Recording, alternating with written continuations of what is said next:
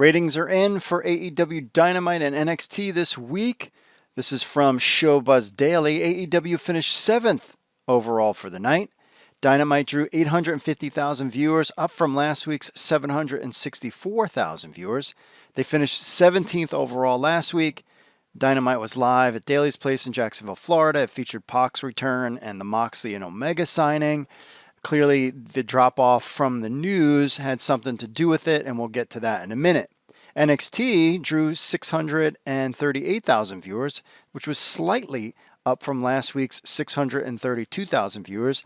It finished 56 overall this week. Last week, it also finished 56 overall. So the news cycle issue did not apply to NXT. The show featured Io Shirai versus Rhea Ripley. Total combined wrestling audiences for both shows was slightly up, 1.488 million viewers.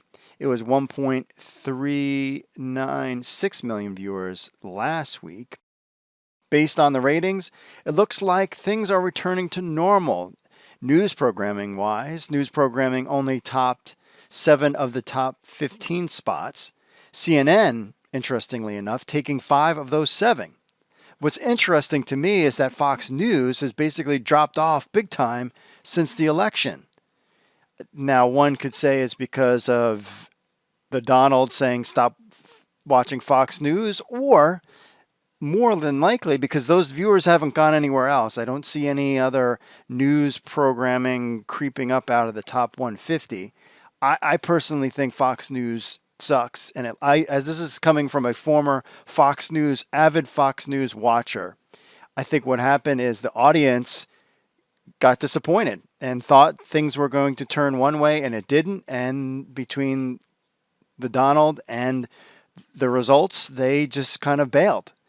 To be honest with you, I think it's a combination of two. It's just fascinating because since we've been doing this, we've always seen Fox News all over that top 15, and now they're barely in there. And CNN was not even close, and now CNN is all in there. So it's just very fascinating, interesting why that is. Now, Fox News could definitely return maybe down the road, but it's just really interesting to me to see CNN taking 5 of those 7 spots when they were like not even in the top 15. Anyways, the NBA draft was the thing that dominated the night. They were in the top 5 with 3 spots.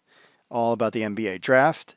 I wish my New York Knicks were better. AEW Dynamite finished second on the night in terms of non-news shows. So it was the NBA draft, then it was AEW. The other show below it, which usually beats AEW, was Real Housewives of the OC. They finished 8th overall. And in the 50-plus demo, AEW was steady at that 0.27. Maybe if we get some old school guys on there, that 50-plus demo will go up. So it's really interesting to look at the ratings and see the drop-off in Fox News. You see the election cycle, people were kind of done, and now we're getting back to normal. And AEW did well even with an NBA draft dominating the night, which shows you the power of AEW. And what happened last year for AEW is that the ratings took a decline. And that's why you're seeing the Kenny Omega, John Moxley happen in not on a pay-per-view, but in December, is to try to keep those that interest in AEW up during that November and December month, and it clearly looks like it is working.